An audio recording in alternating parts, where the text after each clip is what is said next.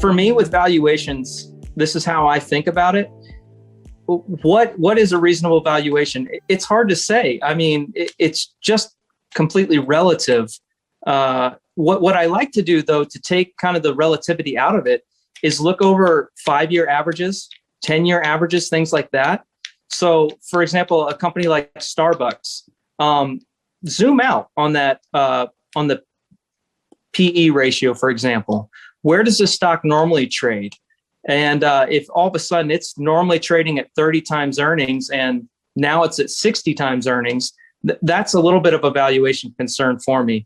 So it's not so much the number, it's where it's at relative to where its historical average is.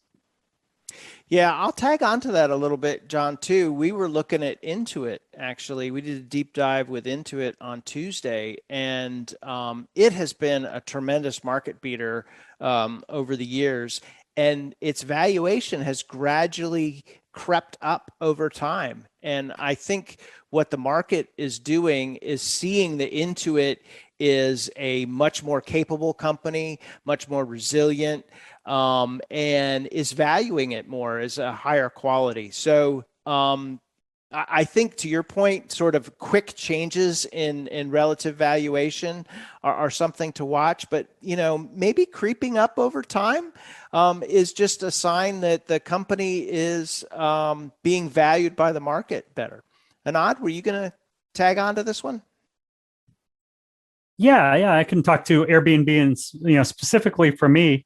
So Airbnb currently is a little under 100 billion in market cap, and when I bought it which was around where John bought it, was probably assuming share count similar. It was above 100 billion, and so for me, like, the smaller the market cap and the higher the growth rate, the less I care about valuation. So if you've got a $500 million company that has a lot of optionality and prospects for growth, I'm not going to care whatever price to sales ratio or whatever you throw at me.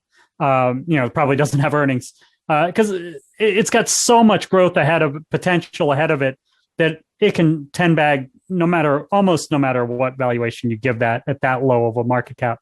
But at 100 billion market cap, you got to do a lot to get to $1 trillion in market cap, which only like the FAMGA stocks are at now. That's tough. Airbnb has to be in the same league if it were to happen immediately, same type of league as Facebook, which just got there now. And then that's a tougher thing. And then you also then you're weighing that against the downside risk.